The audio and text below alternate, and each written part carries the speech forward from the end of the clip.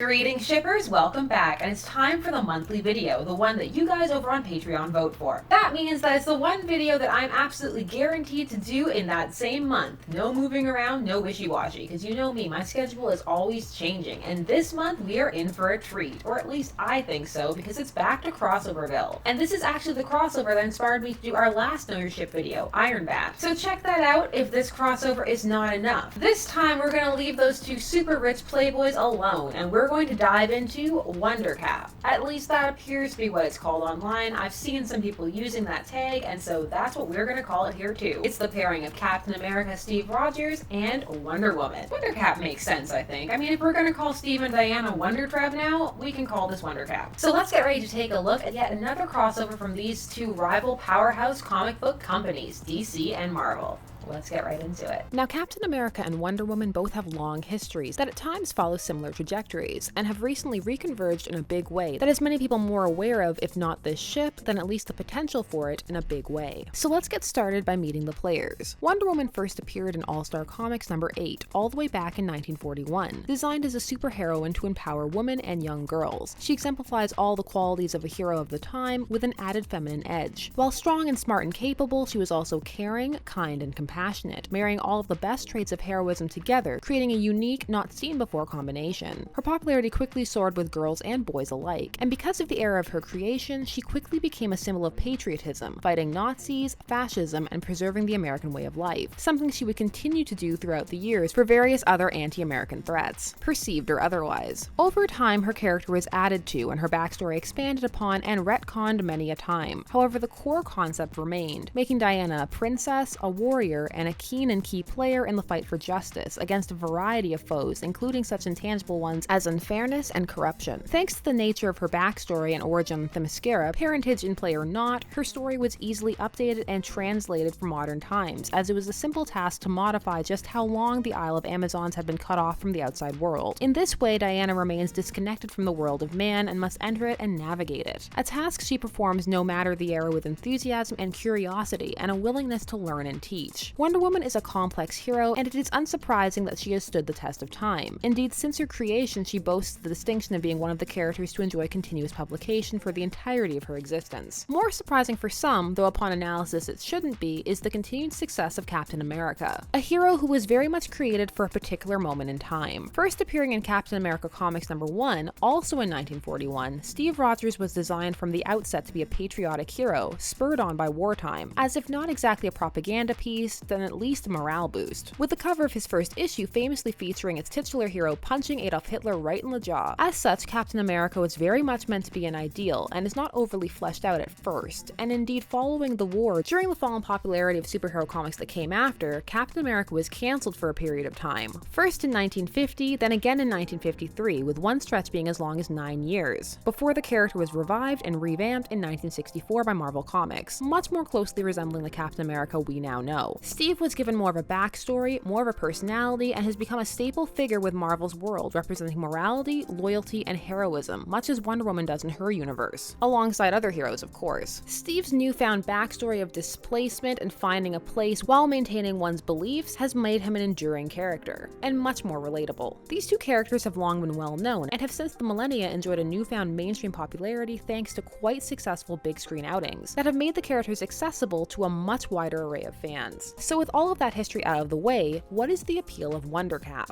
Well, as noted, these two were created at the same moment and have occupied the same space together for years, albeit a brief hiatus for Cap. The two have many similarities and have struggled with many of the same issues, both narratively and practically when it comes to issues of publication and modernization. So let's start examining some of the reasons people do ship them. They're both symbols of patriotism. This is a basic one for some shippers. Both embody strong nostalgic feelings of supporting their either country of origin or adopted nation, although for Wonder Woman her focus is now more global. Also, it must be noted that some have mixed feelings about Cap these days, poorly written modern at the time of this recording arcs aside, and some of that is tied to this aspect of his character. Nevertheless, it is still appealing for many. However, that image is even present in the, well, imagery of their costumes. Some feel that this passion they have could be a bonding force for the two of them, especially as they have fought the same foes. They are both also extremely loyal to sidekicks, to teammates, and beyond. Both are also looking to learn and teach while maintaining maintaining their own moral codes, and many feel their belief systems coincide. So rather than butting heads, fans feel these two would work extremely well together, and that they could have a good time both in costume and outside of it. This brings us to some of their comic similarities, such as the flirtation with secret identities. For both of these characters, alter egos is something that hasn't exactly fully taken hold. Yes, Wonder Woman is also Diana or Diana Prince, and Captain America is sometimes known as Steve Rogers and sometimes not, and the two must navigate the world in this fashion, never fully off duty, and because of this oftentimes outside it. All of this of course varies or becomes more or less interesting depending upon the canon one is working with. This complex navigation of identity is another factor for these two to bond over, how exactly they work with it and their feelings about it. And some feel it can be something that they navigate together, as neither are insecure in themselves, but they could use a companion for all of the aforementioned, and also to help them navigate the world. Which brings us to our next point. Both characters are fish out of water, yet despite this, they are also leaders in their respective communities. In order to reintroduce Captain America to the modern world, as Marvel hadn't established legacy characters in the same way as DC, they had to find a way to revitalize Captain America and yet keep him the same character. This led to the backstory of Steve being frozen inside a block of ice, one that once concocted, writers have played with over time. This has rendered Rogers one of Marvel's favorite cliches, a man out of time, meaning Cap's values are slightly out of step, though not in a bad way, at least by most interpretations, and he is also out of step culturally and needs to catch up. This is the same with Wonder Woman, having never been exposed to the world thanks to the isolation of Themyscira. She too must learn the ways of the world. While this can at times be isolating, both characters also approach this task good-naturedly, though a companion is always welcome and can help ease the potential loneliness. Hence, a large part of WonderCap canon is these two navigating the world together, catching up on movies, trying new food, getting into fashion, and a variety of other fun domestic activities. The two are also pretty evenly matched physically, an important consideration for some, though of course Wonder Woman is stronger. This plays well for the more action-adventure oriented shipper out there, the one who wants to see these two team up to tackle all kinds of foes. On the more visual side of things, the two look good together aesthetically, and have at times shared the same artist, though not at the same time. As a result, stylistically, it is possible to find periods where the two are very much animated in the same style, which can be appealing for certain types of shippers. Add to this certain character design similarities, such as currently their shields, and some shippers have enough to make this pairing work, or at least to intrigue them. On top of that, of late, a certain cinematic similarity has some people talking. Captain America enjoyed his first truly both commercially and critically successful outing with 2011's Captain America: The First Avenger, many hailing it as a cementation of Marvel's ability to update origin stories and make the general public care about characters that had previously been thought too niche. 6 years later, Wonder Woman made her first big screen appearance, with 2017's Wonder Woman hailed as DC's first real cinematic triumph in the post-MCU era. While many liked both films, there were some quick to point out that these two outings are eerily similar. In fact, beat for beat in some places. While some took this as a chance to re-examine either which was better, or if they indeed need to see both, shippers saw a different opportunity, for the films are so similar that it would be possible to have them occur simultaneously, replacing Steve Trevor with Steve Rogers. This was hammered home for many when,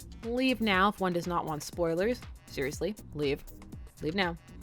Okay. Trevor sacrifices himself to save others via aircraft. This created a whole host of potential headcanons, Rogers being the one to crash on the island, the two fighting together in the war, with slight modifications as to which war if necessary. Indeed, for some, it even provided a bridge between the DCEU and the MCU. Diana going on yet quietly pining for Steve for years, only for him to finally be found by S.H.I.E.L.D. and for the two to be reunited as active heroes. It also laid the groundwork for many other characters to meet as well. With this potential headcanon reunion, the two could enter the modern era together. Seeing the representations of the two on screen highlighted for many how well matched they were. Steve's openness and desire to do right, matching with Diana's kindness and optimism about the human race in general. For shippers, the similarities in these films was not a weakness but a strength. Side note, when it comes to the similarities, the fact that they are different characters makes each unique enough to warrant their own viewing, and indeed each has its own powerhouse sequences that are different from each other, and so they can be taken on their own terms. However, the similarities are noticeable, so if you liked or disliked one, it's probable you may feel the same about the other, although as always there are no guarantees, as there are many small factors that go into whether one likes or dislikes a work, and many are willing to grant Wonder Woman some leeway for what the film represents, and some of the misconceptions it is pushed through regarding films of its type. Just as there are numerous factors that go into whether one gravitates to or away from a ship, while long before these films this was a potential crossover romance for some, it of course had and has its detractors. So why not ship these two? to? Well, as must be stated in every crossover video, the crossover is a controversial genre, and some not only dislike them but feel they are not possible. One often finds a clash between shippers and more mainstream traditional as it were comic fans in this regard, or just fans who are truly attached to canon. When this ship is proposed, sometimes one is greeted with an essay on how not only are they different companies, but each universe boasts a different type of multiverse. So even in the realm of infinite realities, the two could never meet, despite there being a canonical amalgam universe. Indeed, recently the argument has been rendered moot as the two multiverses have been revealed to be the same. For now, at least. These things are always subject to change, though that is neither here nor there, as one cannot do anything if one is too rigid to want to accept a crossover,